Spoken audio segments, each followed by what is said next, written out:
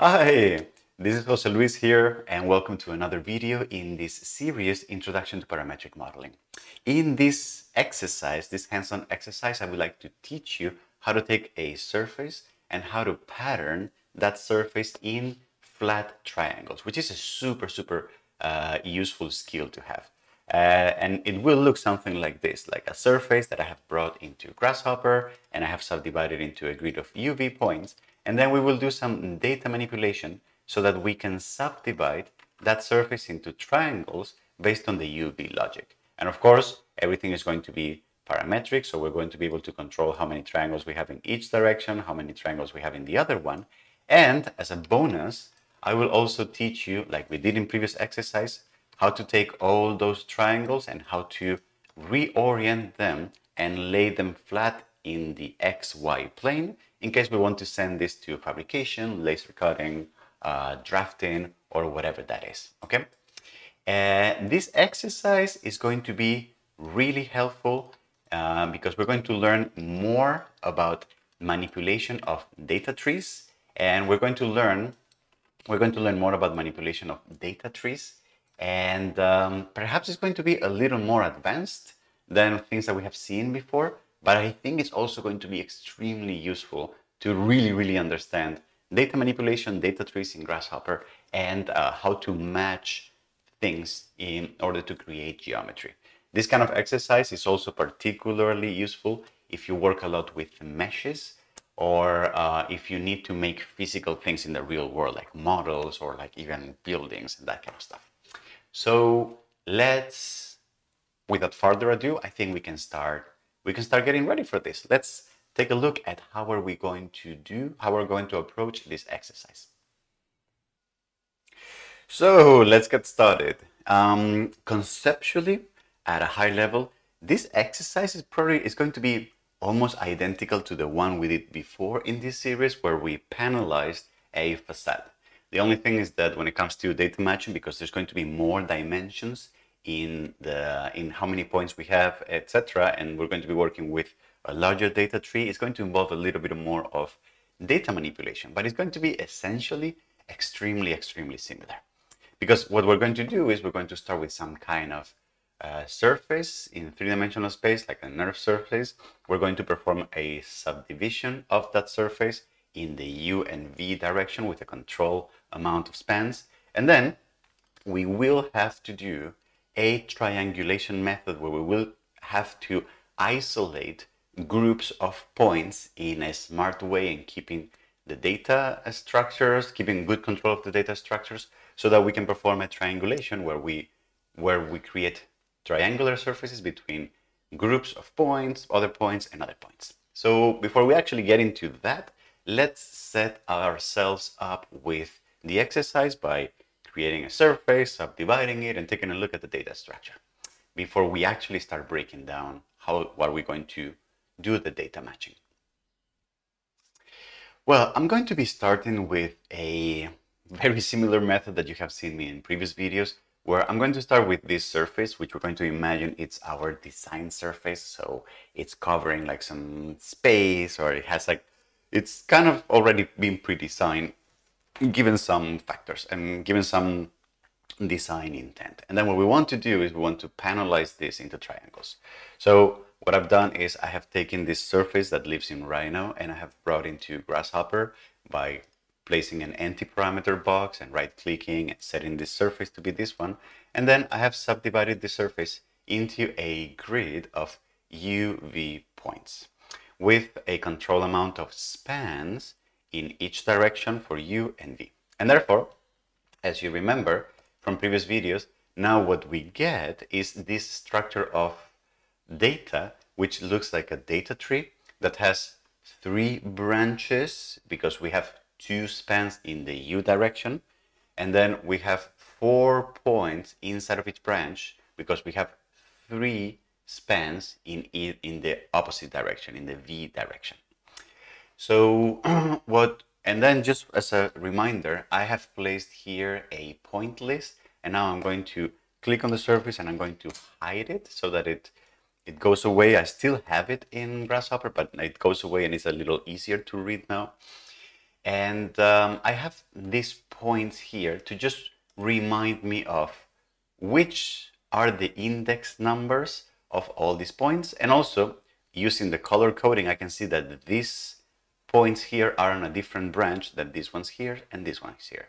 This is going to be very helpful very soon as I start doing all the data matching and for my triangulation. So let's take a look at what shall we do now in order to triangulate this surface. As usual, before we do anything, let's draw some sketches and let's think through the problem, and then that will make things much easier once we go back to the actual coding part. So let's imagine that I'm looking at my surface from the top, or that I just have like a really simple square surface that is the simplest one. So let's oversimplify the problem. And then let's imagine that that surface has been divided in a grid of points, u, v, whatever those are. And then what I need to do now, my problem is that I need to create triangulations between those 2 points.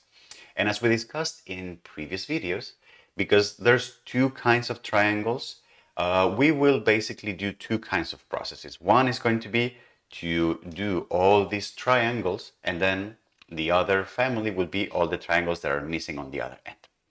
And as per that diagram, you can already see that what I need to do is I basically need to create some kind of algorithm that takes collections of points and creates a triangle that is going to look something like this. It's going to start, for example, from this point here, and it's going to be that the first corner is going to look at the second point, which is going to be this one, and the third point is going to be this one, right?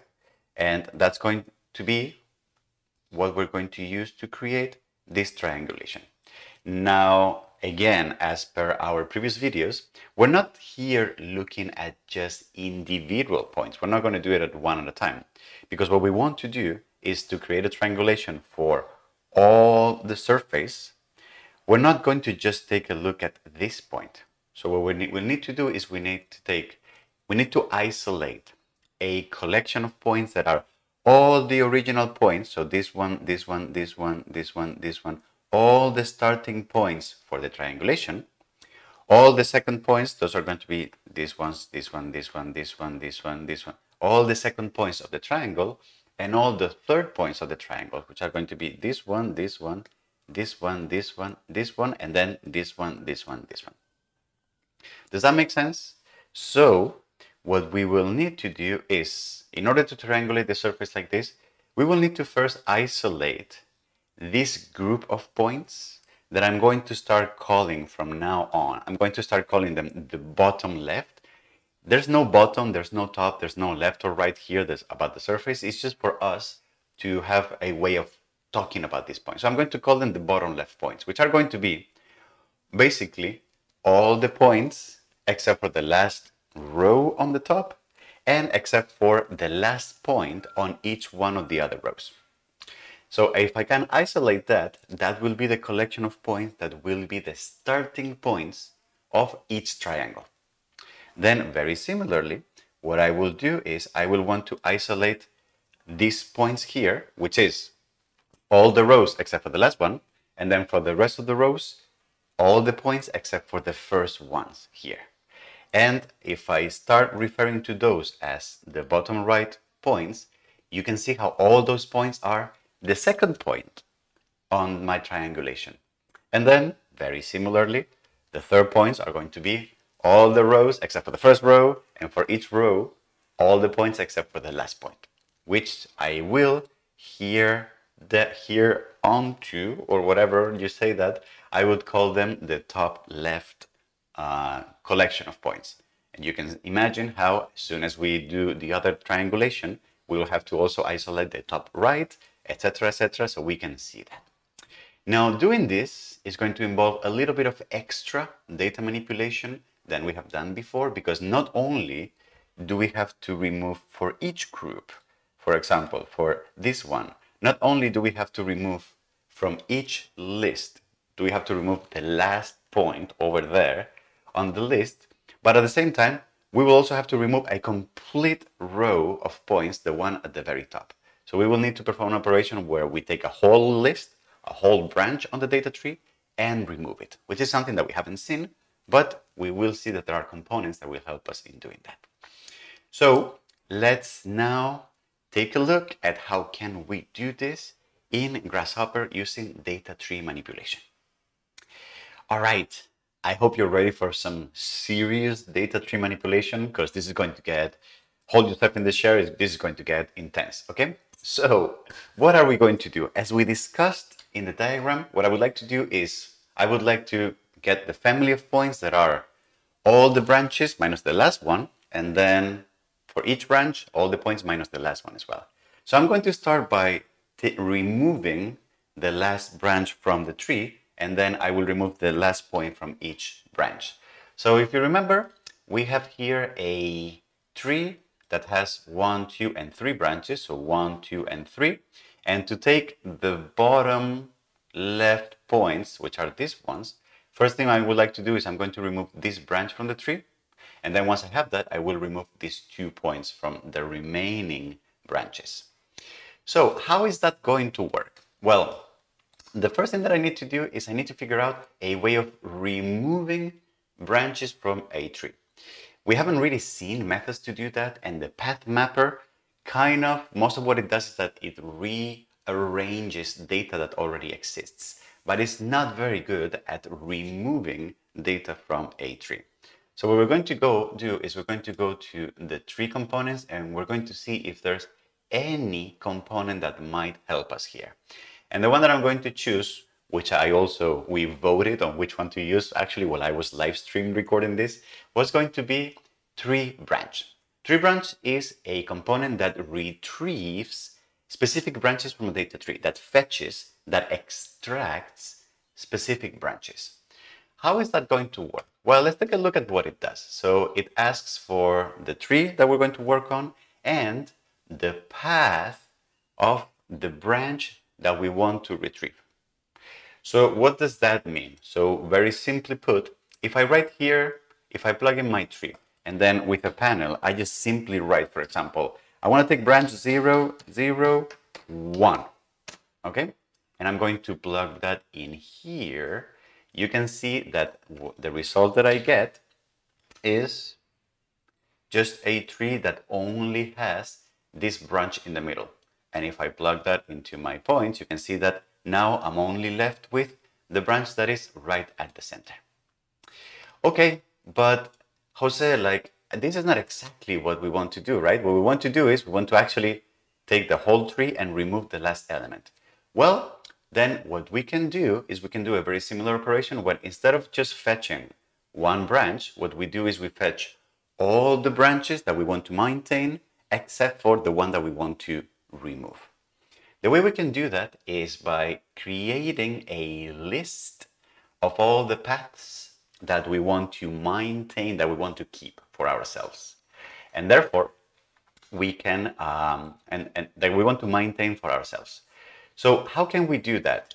We could do string manipulation, we could write a series, etc., etc. So we could create a series and then manually create from that series like all the names of the paths.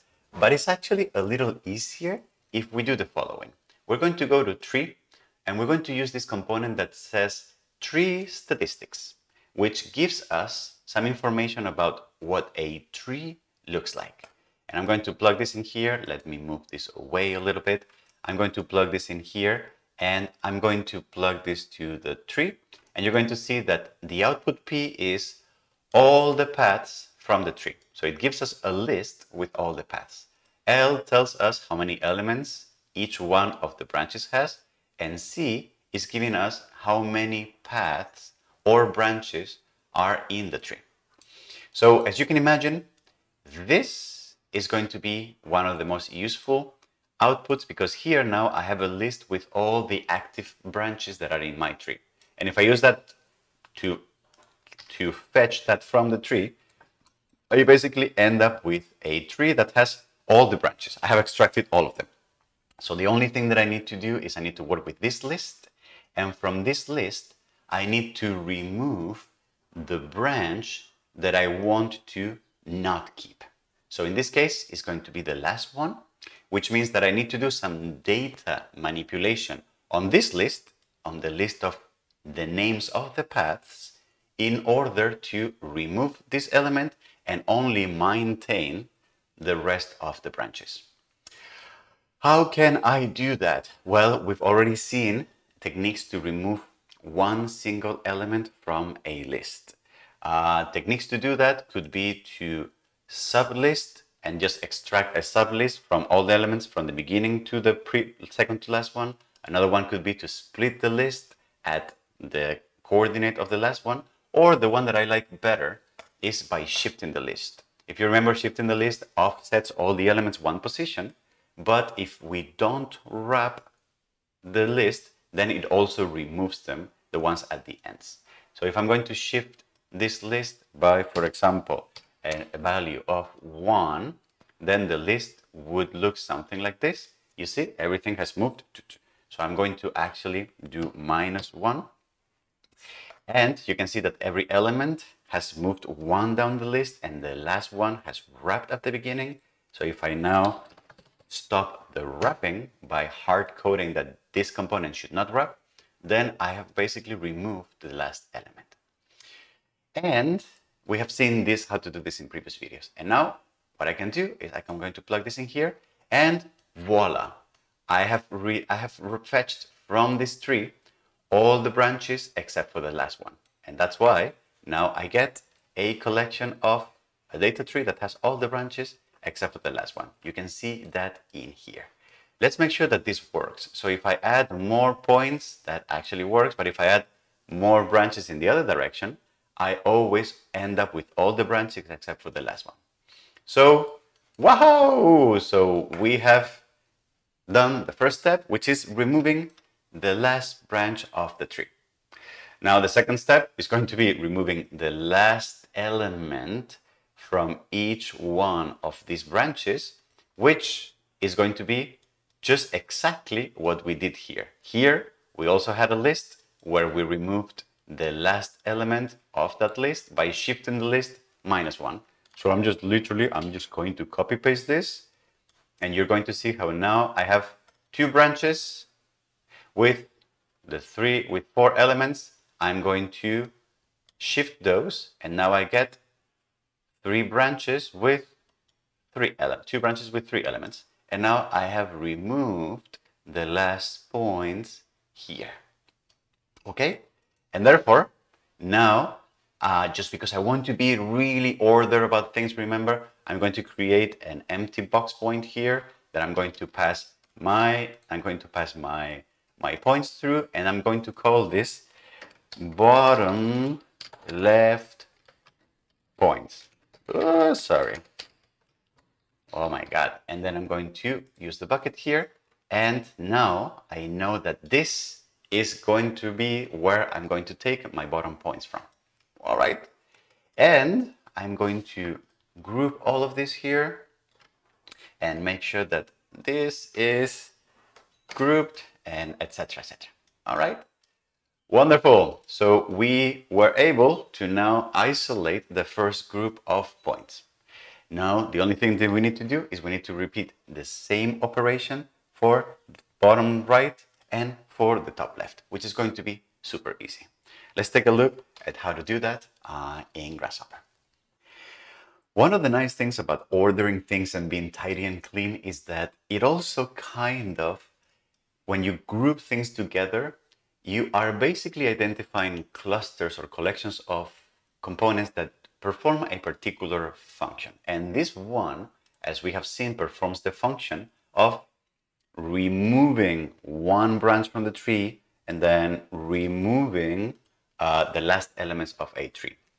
So it turns out that I can, because it's a group of components that perform that action, if I copy paste all those components and I modify slightly like their numerical outputs, I can reuse that to now, for example, take all the bottom right points. So I have here, this is my result, okay? But now if I say, well, I want to remove the last branch. So that is going to be the same as what I did before. And therefore this -1 is going to stay here. But now what I want to do is from the points that I have here, I want to remove the first ones. So instead, in this case, instead of a -1, it's going to be a +1. And therefore, now I have another collection that is the bottom right points. And then I'm going to, again, copy and paste this whole thing. I'm going to move it here. And then I'm going to say, well, in this case, what I wanted to do was to remove from this collection. Why is going? Oh, yes. I wanted to remove from this collection. I wanted to remove the first branch. Now I'm doing the top left. I wanted to remove the first branch, not the last branch. So in this case, this will be a +1.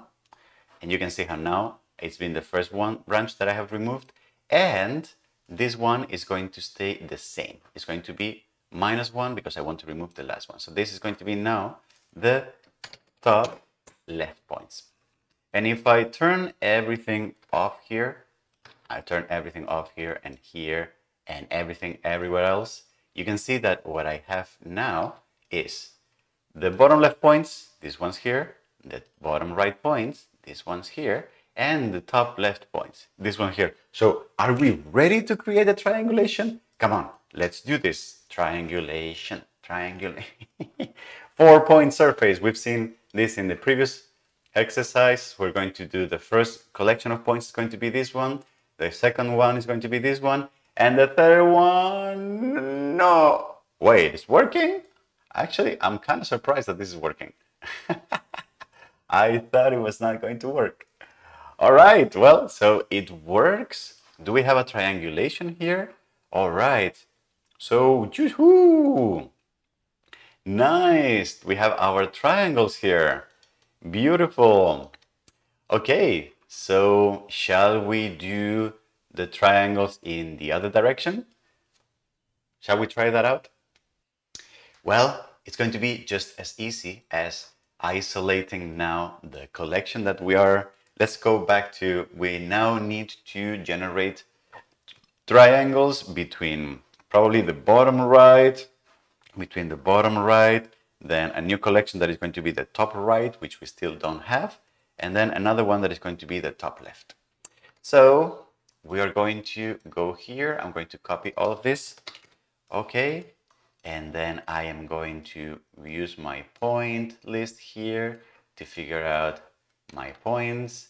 And then you see that here I had the bottom left. So I'm just going to change this to +1 to get the top points and another +1 to remove the first one.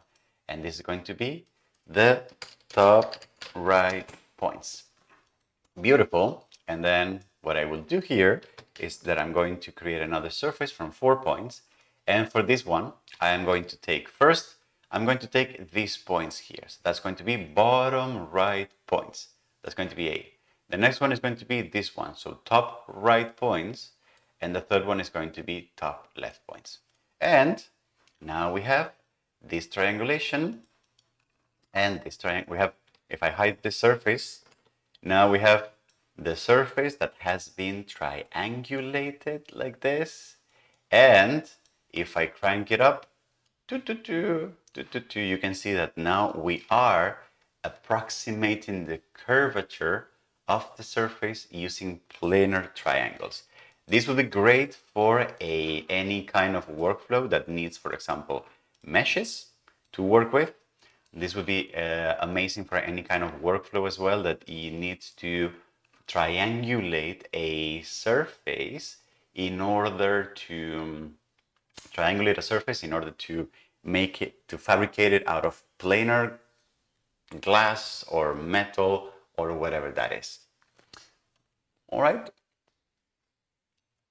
The last thing that I would like to do is do an operation very similar to what we did in the previous exercise, where, because we are intending to make this out of physical material, having the triangles lay flat. I mean, they're planar, so they're always going to lay flat, but like have them projected, reoriented into the XY plane so that if we see them from the top, we see them with the real dimension. That is very typically very useful for drawing them, for fabricating them, for laser cutting them, for like a ton of things.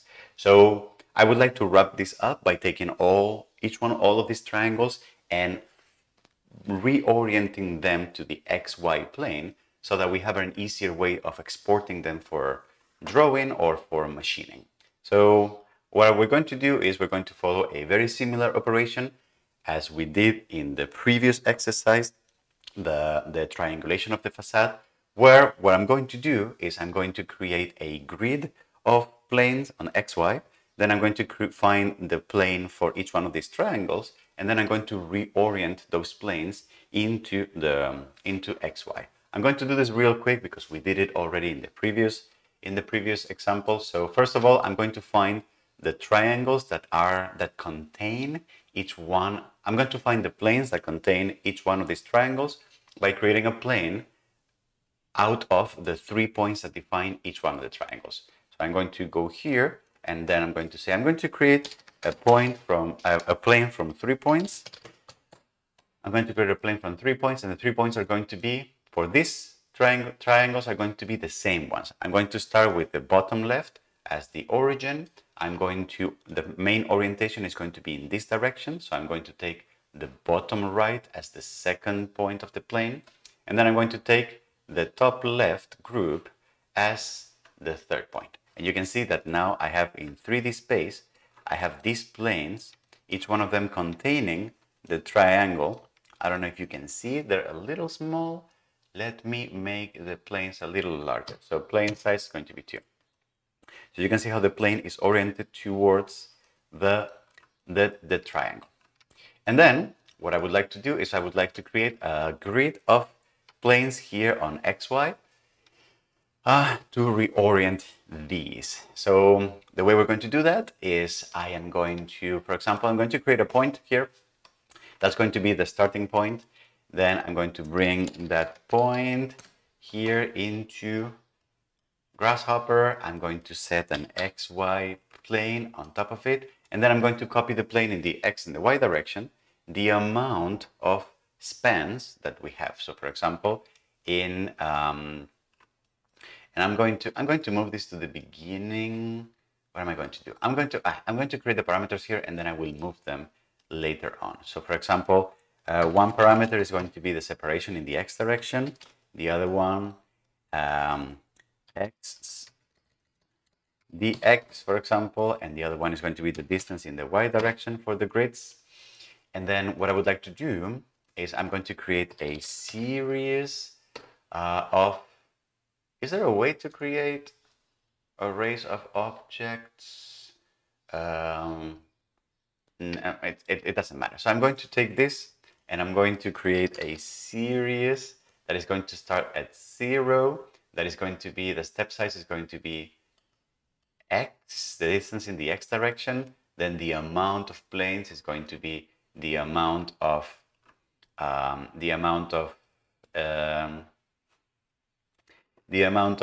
planes in the x direction. So that's going to be the amount of planes in the x direction. So that's going to be 3. Okay. And then I'm going to use these values, 0, 10, to create vectors in the x direction. And then I'm going to move those planes in those x directions. Correct? And then what I would like to do is I would like to now do the same thing. I will create a series. This series is going to take distance in the y direction. C is going to be the number of values in this direction. And then that's just going to be y. And then I'm going to move all these points by this. But as you can see, I'm not moving the first one, I'm only moving the second one. This is because I need to graft here, and we have seen already before why this is the case. And you can see that I now have planes. I now have 3 branches with 2 planes each, which is not great because the way I have the planes coming here, the structure is the opposite.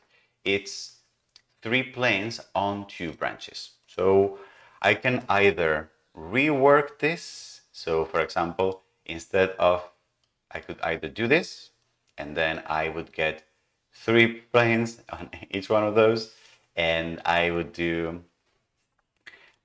so I can do that, or I can very simply just flip the matrix here, so that instead of those points instead of that 3 I get the other 3 inverted. Okay, so that's up to us, it doesn't really matter. And then once I have those, I can take all the surfaces and I can use these planes as the original planes, and I can do all these target planes as the target ones. And you can see that now all those panels have been reoriented to the XY plane. And it looks like this is not sufficient. So I'm going to need to crank this up to 100. I'm going to need to crank this up to another 100. And I'm going to need to space this up a little more.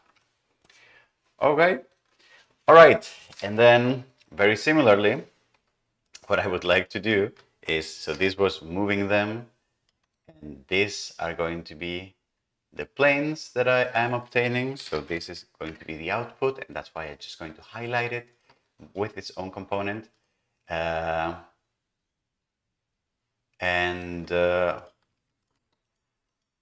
This is going to be,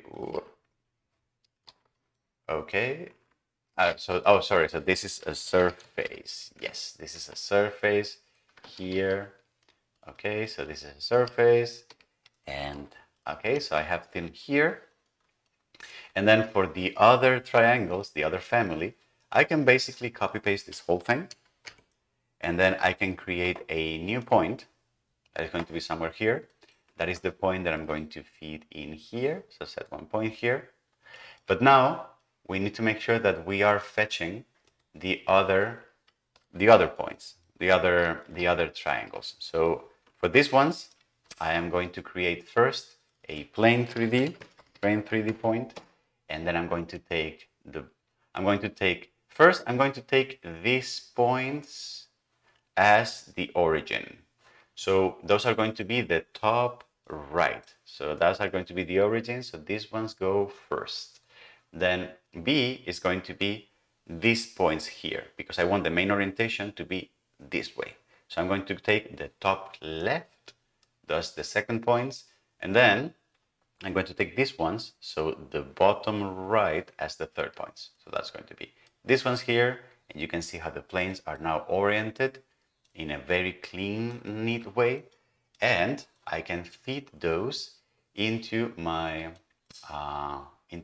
routine by saying these are the surfaces that I want to project, and these are the planes that I want to project as well. And then you can see that if I do top view, you can see that these are the first collection of planes, and these are the second collection of surfaces. Sorry, I meant to say surfaces. And if I crank this up, you can see that boom, everything adapts correspondingly. And I can, of course, just, I'm going to use the same division for both. So this is going to be, and these two sliders, I probably want to bring them outside. I want to bring them outside as parameters. I don't like having sliders that are important. I don't like having them like in the middle of a definition, because then no one is going to remember to touch them or to use them. So I would like to move them here. And very honestly, I should also do this for these 2 points. So I'm going to remove from the group, I'm going to remove from the group, I'm going to remove from this group, I'm going to remove from this group. Am I going to remove from this group? All right, so remove from the group. And why is it not removing from the group? Oh my God, I have no idea what's going on. Okay, but I'm going to take these 2 points and put them in here, and now my definition is a little cleaner, and these are the inputs, and I'm going to align everything to the left, and yes, so now everything looks a little better on my end, and I have all the points and on one end and all the points on the other end, and things are looking bright and shiny. And I think that's it. Is that it for the time being? I think that might be it for this exercise. Let me think about it for a second. So yes, I think that's where I wanted to end this exercise. So I think it's been a really neat exercise about taking a surface, subdividing it in triangulations, and then taking all those triangles and laying them flat here on the XY plane. Obviously, we could expand this as we did on the previous exercise by giving them tags, giving them names, and making sure that we know which triangle is which. But I'm just going to leave that up to you, the viewer, to complete with what we learned in previous exercises. And I think I'm just going to leave it here. This kind of logic that we have followed for triangulation is especially useful in other domains, like for example, when we are creating meshes in 3D out of point clouds, or not point clouds, but when we are generating grids of points and we want to create meshes on top of this technique that we have followed is also very, very useful. So with that, I think I am going to call it a day for this exercise. If you liked what you saw, maybe consider liking this video. If you think you learned something and you want to learn more from what we do here, maybe consider subscribing to the channel and even turning on notifications to get to know when we go live and when we publish new videos. Thank you very much. That was surface patterning with triangles, and hopefully see you on the next videos on this series or anywhere else on the channel. Thank you very much. Bye bye.